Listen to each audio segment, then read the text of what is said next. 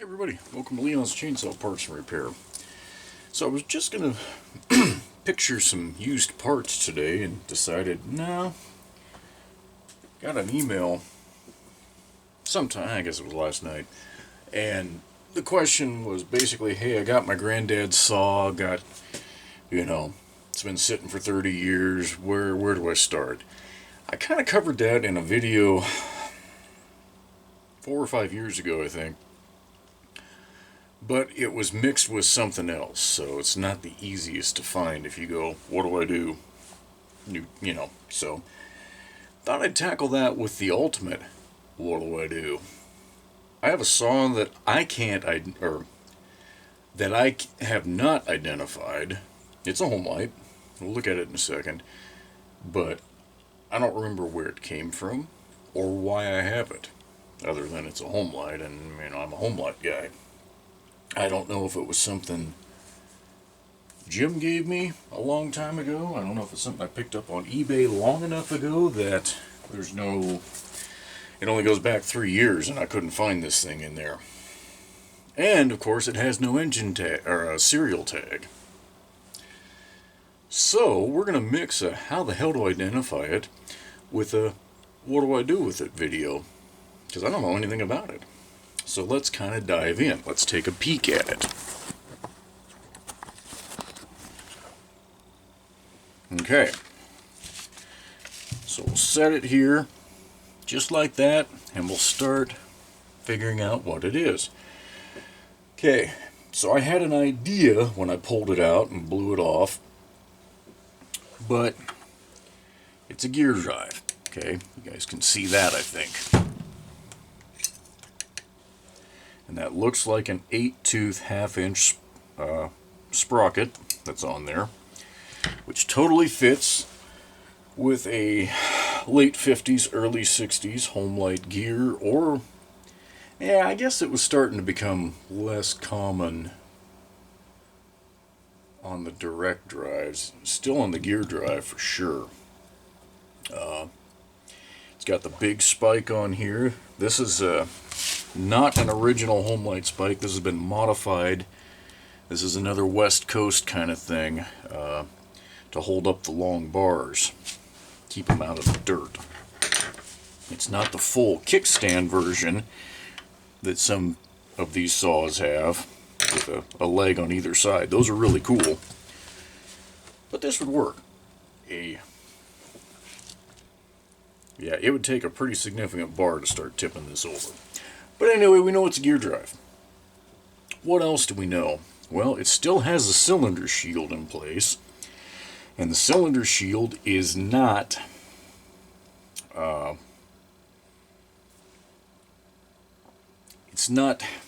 my brain's not working this morning. It's not that domed style that a lot of these, like the Zips had. Instead of the squared off top, more of a domed top. So being squared off, that gave me a pretty big assurance that this was in the 700 family. Not XL 700. That's about 15 years too new for this, or at least 10. We have the old style starter. This is not a Fairbanks Morse either. This is that ball and ratchet system. And it's actually working quite well. Okay, it's immediately engaging and disengaging, despite the fact it looks like hell. It's actually working really well. And there's not a huge amount of wobble in that. I mean, there's some, but for something this old, that would be expected.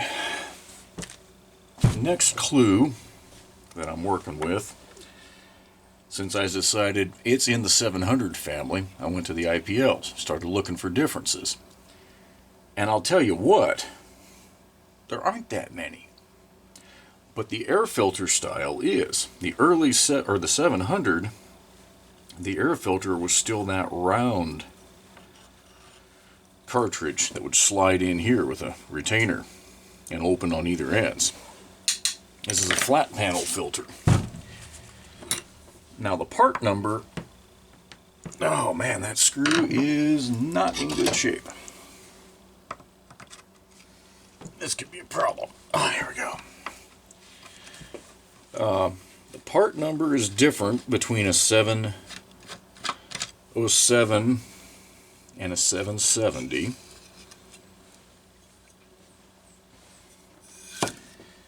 But this pleated filter is what I would expect to find in a 770 or a 775. Now, this could just be a 707 and somebody put this style filter in there because that was what was available. We don't know. So I'm going to put this back on for now.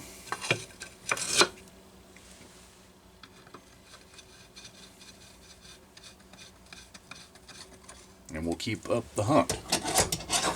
And the reason I said it was unidentifiable is you can see where the data plate ought to be and isn't.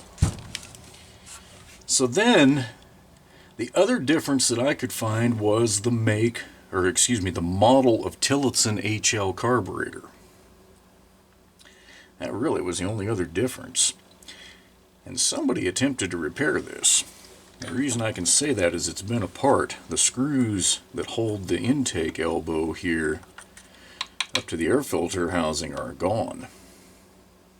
So whether they were forgotten or just vibrated out, I'm going to guess forgotten. So we're going to have to look at the carburetor in order to identify this thing. Whoops, we have an inspection port. That's a whoopsie daisy. So this gear housing is done, which sucks. And it's been an issue for somebody. One of these studs is replaced with a standard style screw right there, and I don't think that was anything that was done at the factory. I think that's just a whoops. So what this is this is the sprocket shaft where it's supposed to be attached to the gear, behind it here, that would drive the actual sprocket. I remember hearing about this, I wasn't around for these, reading about this in some of these service memos that the screws had a tendency to back out, and that's clearly what happened here. They are all missing. Now that's a strange occurrence, to say the least, that they're all missing. But they are. At least, this isn't attached in any way. So, I have some real reservations about digging into or trying to start this thing at all, even just to test the ignition, because of that right there. If any of the screws somehow ended up with bits and pieces back in here, I don't want to chew that big gear up on the clutch drum, and I don't want to damage those shoes. Okay, so we think we know that it's between a 707 and a 775. Beyond that, I can't say. It's a full wrap. It has this vinyl on it. That's pretty cool. That makes me think it's a little bit later, like 770. But short of getting the carburetor off and checking and hoping that hasn't been changed out, that's about all we can do. But what do I know about this saw? Well, I know it has good compression. That's good compression. Do I know the condition of the piston? No. The muffler cover is still on it. Does that go all the way through? Yeah, no. Screws from both sides. Alright, I can actually see the piston. There's no way in the world I'm going to get you guys in here, but I can see the piston. Looks good. I'm going to try and get it to not rebound too much to where I can see the rings a little better. Now the fact that I can see the piston, yeah, there we go. It's a beautiful piston. Wow. Very cool. The fact that I can see it means the muffler element's missing, and that's a hard part to find. I don't know if I have any rat hole or not. But that's the least of my worries right now. I want to know, so we go, okay, we know it has compression, and it turns over. That's huge. That is huge. On a saw of this age, if this motor was roached, engine was bad, I wouldn't gamble on being able to find the parts. They still pop up out there. Don't get me wrong, they do pop up, but whew, you might be spending years looking for what you need. But I want to know what condition the ignition's in next.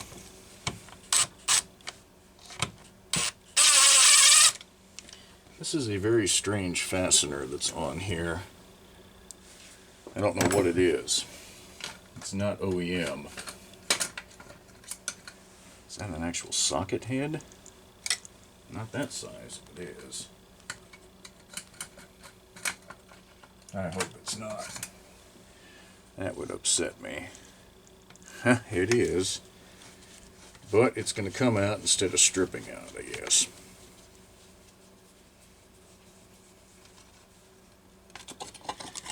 And the reason I want that off is, voila, there's a spark plug. And you can tell somebody went to some trouble to try and clean this up. You see the scrape marks in there. Oh, man. This is...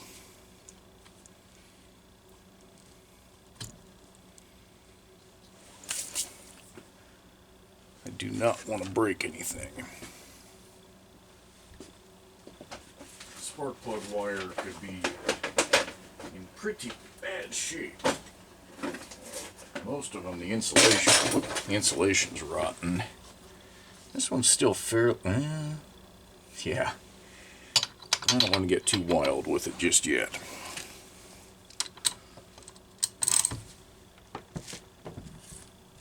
Oh! That hasn't been out in a year or two.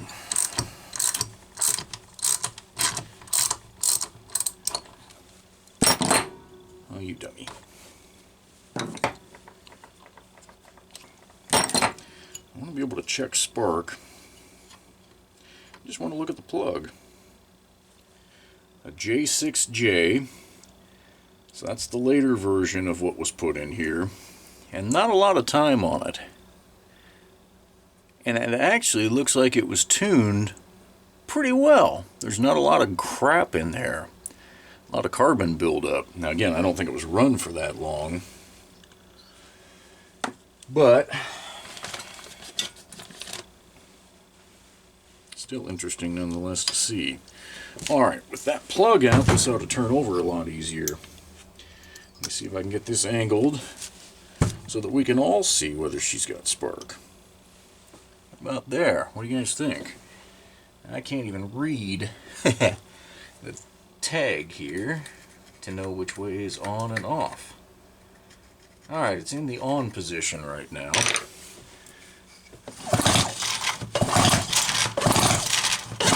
Wow. You hear that snap? That would light you up. Okay. So that's good news. We've got spark. That's one of the critical pieces that you need. If you don't know anything about a saw, and you've just gotten it, if you have compression and you have spark, you will be able to get it to run. You may have to do some gnarly carburetor work that you don't like doing. As long as you're willing to do it, you'll get it to run. So I'm learning more. Come on, get back in there. I'm learning more and more and more about this saw that I like. And kicking my own butt for letting it sit around so long that I can't remember any details about it.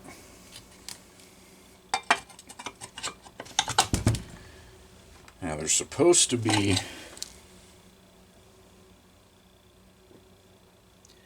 think there's supposed to be a plug right there that I believe you were able to access the governor screw to adjust, but I can't see anything down in there. So we'll have to hope that somebody didn't monkey with the governor assembly and like, okay, Captain Butterfingers, just because it's a little cold out. There we go. Just re-secure this for now. Monkey with the governor or take it completely out, especially with the gear drive saw. You do not want to do that. These were governed for a reason. If you don't want to blow them up, you don't want to screw around with it. Alright. So again, thinking about this being generic said saw, you've got spark, you've got compression. You can make it run. Now I hear all the time, hey, should I, I've got spark, but should I go in and clean the points and do the condenser and this and that? And my answer is no. No, you should not. And I'm going to take a minute on this one. And some of you may not, I don't know. I won't prejudge, I won't assume, but some folks don't like it when I say, don't replace it if it isn't broken. Well, I want it to be as new as it possibly can be. Okay, I understand, but in a case like this, you're dealing with for the sake of easy math, we'll say it was built in 1960. Close enough, alright? This is a 63-year-old saw. Okay, most of the parts that were unique to it would have been discontinued around 1975.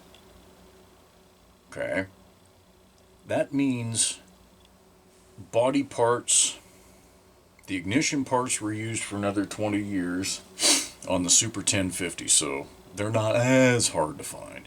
But like that muffler element that I was talking about, that air filter, all that kind of stuff, you're going to rely on probably them being last produced about 50 years ago.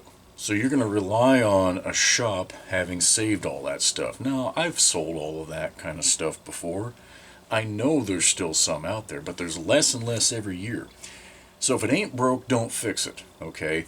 Cleaning the points out, the points box, if you want to open it up, clean it out, do a very light sand on the points, okay.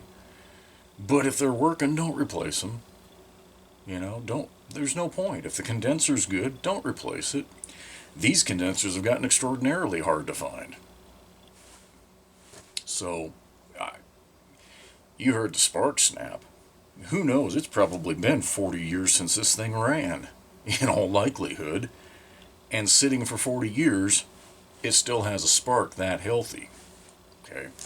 So, I've talked about it before in my newsletter very briefly, but I don't recommend replacing parts for the sake of replacing parts. Now on this thing, that blown through gear housing cover, I have no choice. I have to replace that. Now I think I'll be able to find them. There should be some used ones out there. No big deal. But, yeah. If it ain't broke, don't fix it. That's my recommendation at this point. And if you have money to blow, and you want to drop however much into your saw, replacing everything and making it new, that's great. That's fine.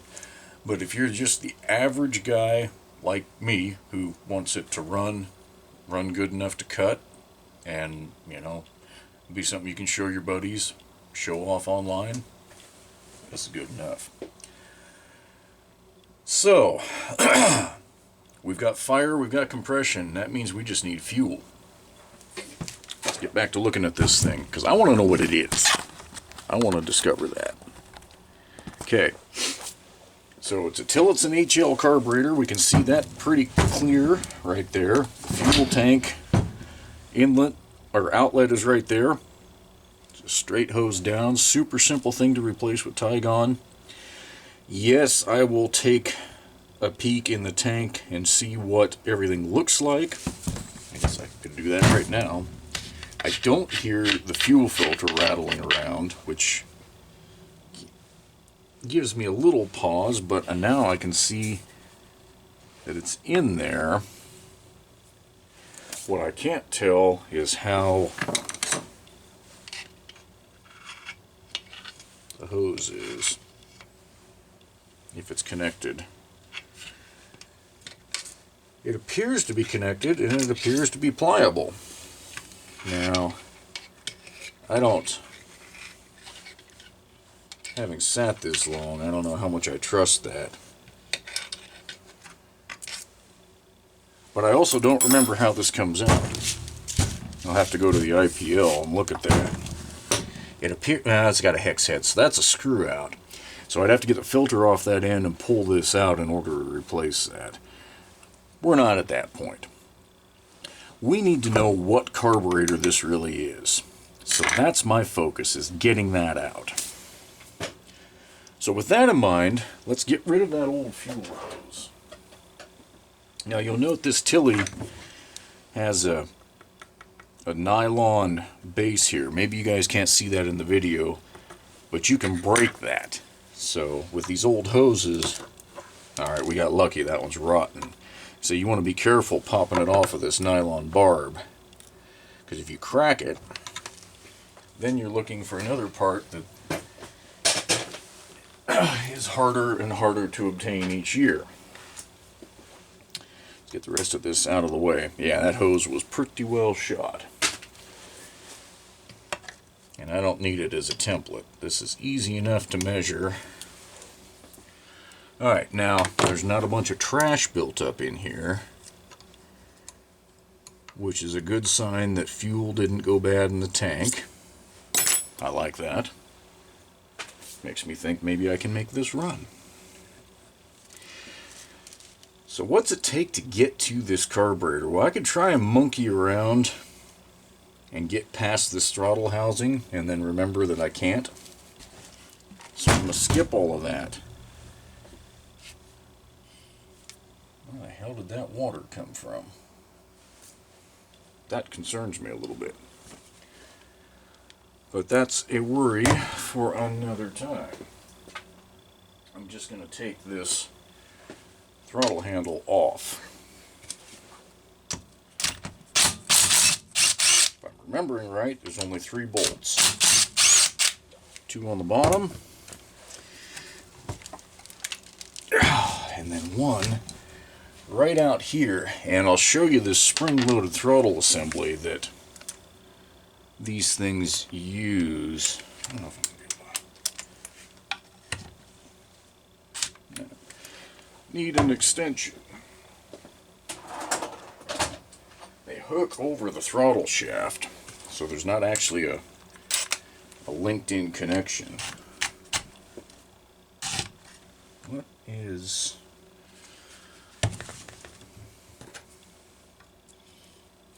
a buildup of Shazat.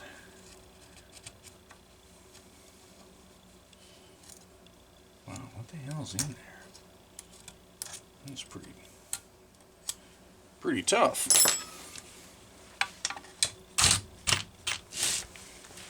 Come on, baby.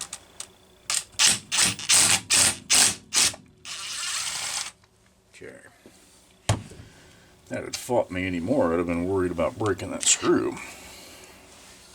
Alright, so that's simple. There is the throttle. Right there. This is spring loaded, so I think it defaults to the... I never remember. It defaults to wide open throttle. And I think the throttle trigger pulls it to idle. So as you let up on the trigger, the spring on the carb opens it up. Pretty cool. Very simple. Now, I can't read. I was hoping maybe with the handle off I could read. But the markings are on the other side of the carb. And I don't feel like messing with that. Trying to get in there and read that.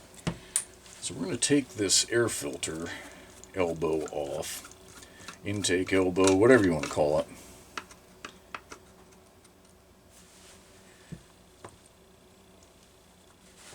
We'll see what we can see.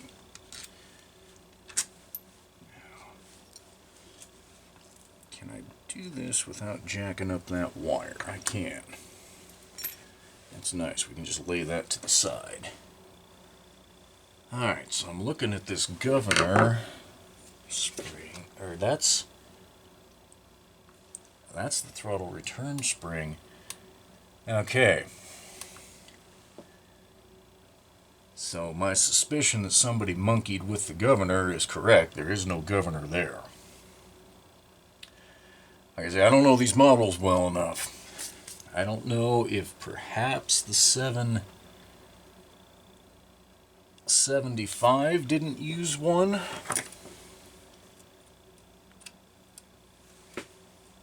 But just keep going here. That is that throttle return spring. I need it out of my way so that I can get... What we're going to do is pull the reed block and carb as an assembly. Trying to get a wrench back here to take the carb off the reed block is next to impossible. It's far easier to pull these 3 screws. But I can see they've been out before, and I can see that somebody wasn't nice to the heads. They are pretty wallered. Crack them. Oh! Oh, that does not feel good. I don't like what's happening here. There we go.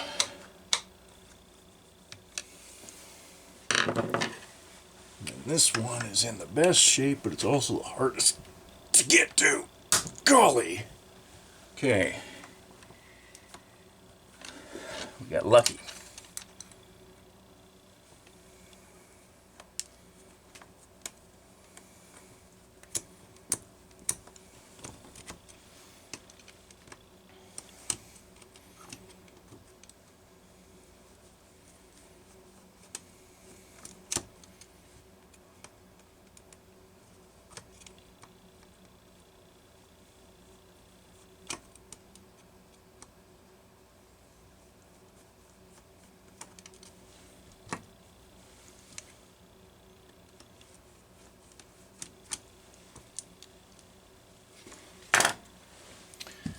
Need that little piece of junk down on the engine.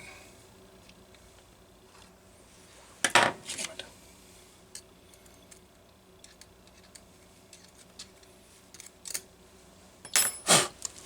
Okay.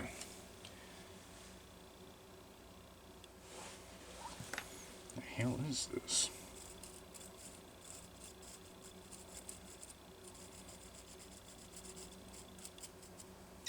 An HL123AX. You know what that means to me? Nothing. Not a single thing. I don't have a clue what that is. That wasn't one of the numbers that I saw. So, I'll do a little research and come back. Okay, well, wouldn't you know, I was able to back trace through some Tillotson literature to find this carburetor. There was a Homelite part number, A57877. Does it appear in any of the IPLs that I have? Doesn't appear to, pun intended. Doing PDF searches, I wasn't able to find anything on it. Not a single thing. And I just noticed something that makes me think this is a unique... Wow. Check this out. This has... Oops, sorry, dummy. This has 6 reeds. Should only be 4. This is a performance reed block.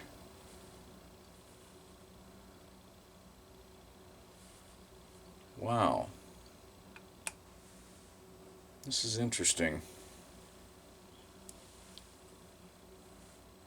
I wonder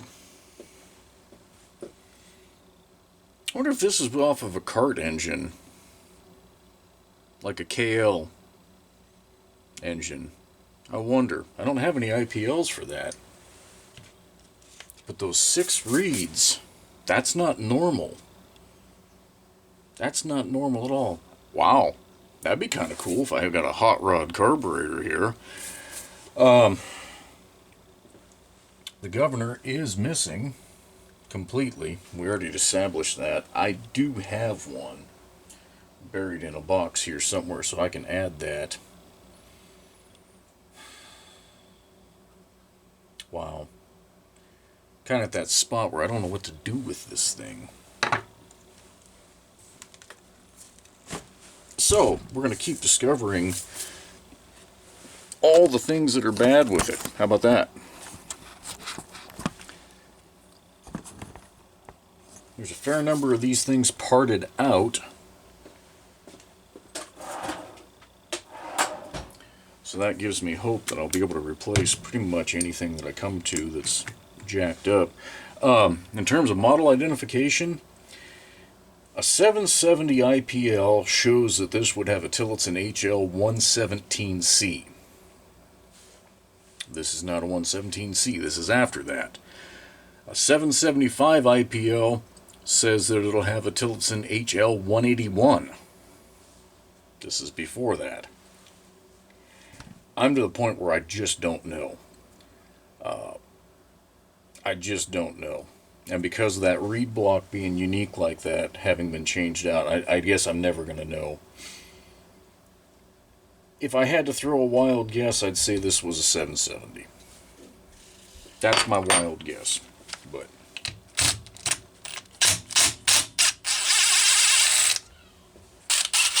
I can't do much better than that. Man, I don't like these. This might take a while. There's no room on these to get socket in there. Away. It's not, oh man, there's one back over here. We're hoping to get socket. There. I might be pulling stud out. It is. Okay. I'm not sure the headset's to begin with. Another conviction.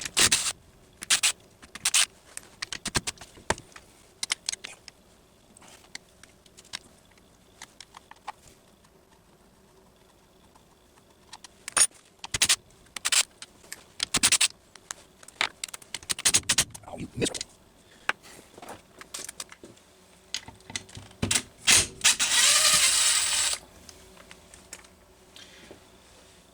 That definitely doesn't belong in there. Looks like it was 1032 and somebody upsized to 1220. So I'm going to have to put an insert in that. But again, that's worries for another time. We're going to hope that this busted hole means that all the oil is out.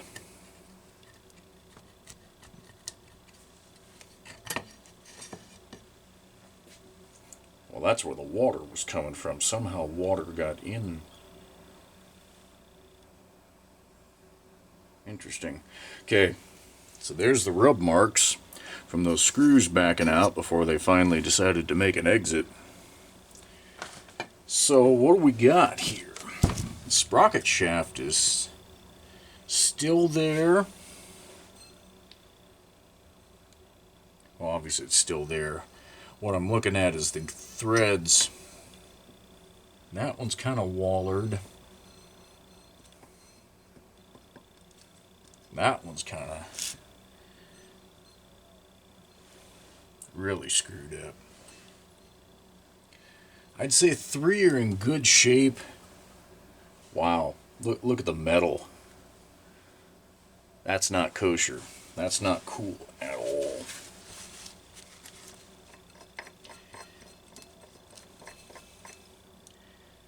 I'm trying to remember.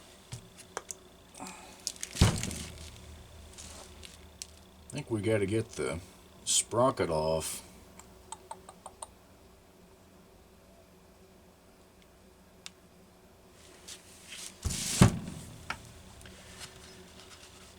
And then I think you can press this shaft out. But that's a ways down the road. I'm not dealing with that right just yet, I don't think. I don't know. I don't know what I'm doing. Part of me is like, well, hell, I could rethread this hole and just reuse this gear. But since it's already torn out, I'm not all that inclined to do that.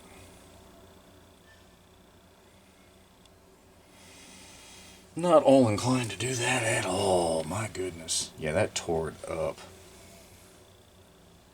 There's some good amounts of metal in here. I can see why this thing was parked. That probably sounded absolutely terrible as it happened.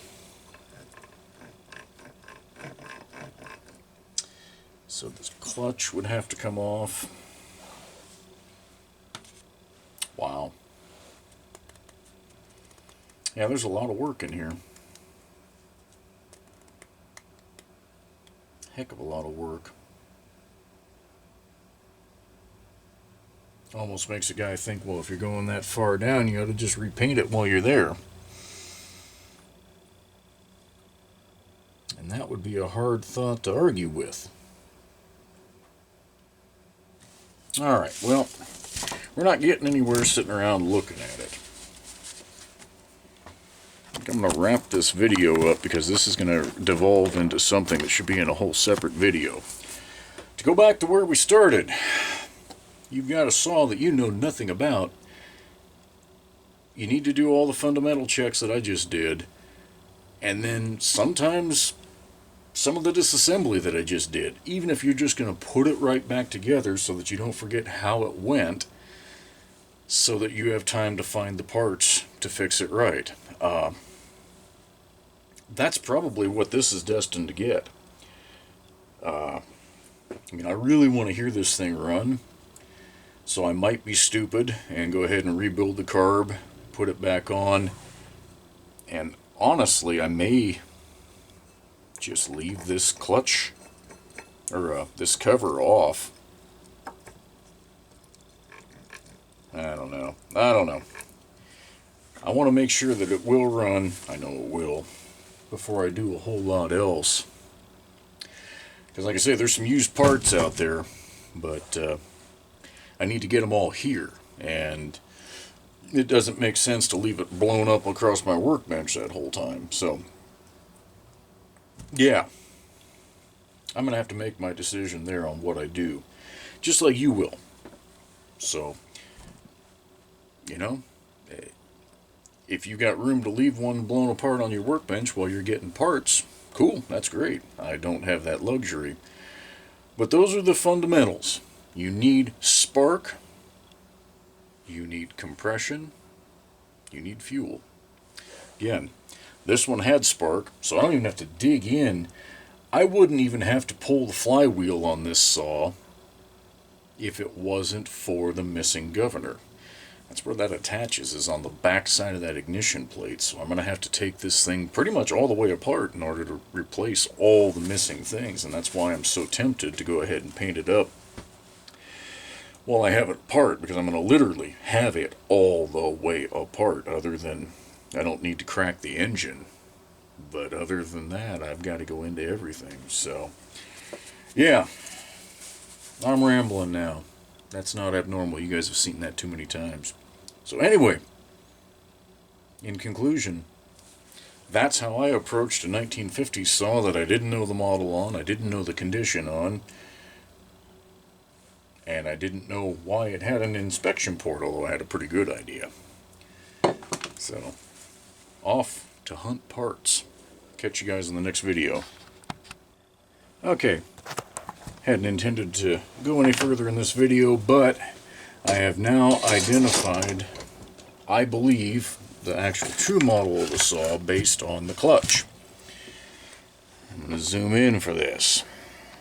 You guys need to see what I'm up against. So that is a threaded on clutch, and that did not appear until 775. I'm not the only person who's been in here. That hole is torn out, and this one has been welded shut. Somebody, I guess, broke this clutch spider and then welded it back shut, or together, enough that these shoes would hold, but they welded up the pinhole for removing this clutch. I won't say on camera the words that come to mind when I see crap like this. I mean, I guess if you got to get it going, you got to get it going, but this is, yeah, they weren't thinking about what the next guy was going to have to deal with, that's for damn certain. So, anyway, it is a 775G. Depending on whether I can get this apart, that'll determine whether I part this saw out or whether I paint it and do a rebuild. So, keep an eye on the channel. We'll see where it goes.